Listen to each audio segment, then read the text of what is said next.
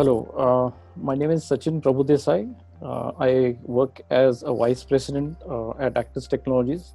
With that, I'm working very closely with four teams: pre-sales, sales, design and estimation, and implementation.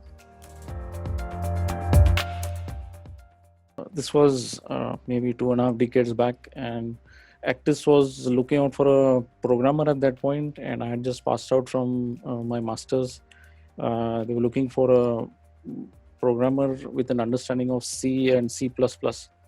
So I just happened to be here maybe at the right time, and I joined.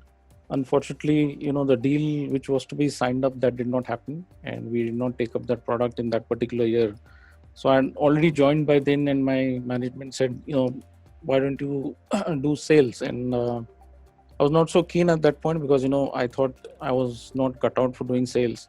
But then I took up that because one, I had no job at that point, and then I thought there's worth continuing this, hoping that at some point we'll start doing the actual programming work, which eventually happened after 2 years, and by then I had some exposure of the industry also.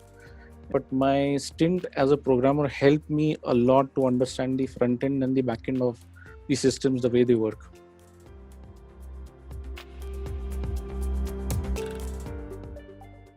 I think only two things work in this industry. You have to be client centric and client facing. So you have to do a lot of jugglery within your organization, because if you have to deliver, if it means fighting within your organization, you have to do that, because eventually you exist because of the clients, and it makes sense being client centric. So in Hindi they say dikta hai wo bikta hai. So if you're there in front of the client, you work with him. As simple as that.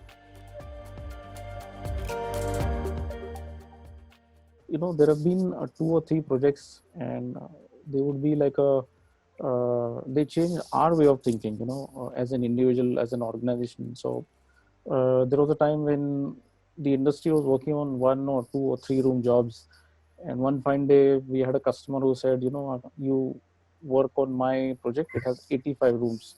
So everything changed overnight. So we started planning, we started recruitments, uh, deliveries and logistics issues. Of course, I mean, that's a part of every project, but suddenly if you start thinking on a scale which is like 100 times bigger, even your problems get amplified 100 times bigger. So dealing with those problems, everything was challenging, everything was worth it, as I mentioned earlier. But yeah, I mean, that was a learning experience. So those 1 or 2 projects in the last 20 years changed the way we think.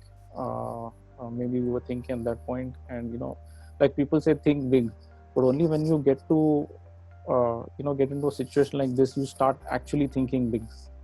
And maybe that has kind of helped us in terms of uh, creating our pan-India presence. So that was the need of the hour. We started in Bombay, and then today, maybe 8 or 9 branches, a big team. I think when we started 25 years back, it was a team of 20. Today we are about 300. So everything worth it, I would say.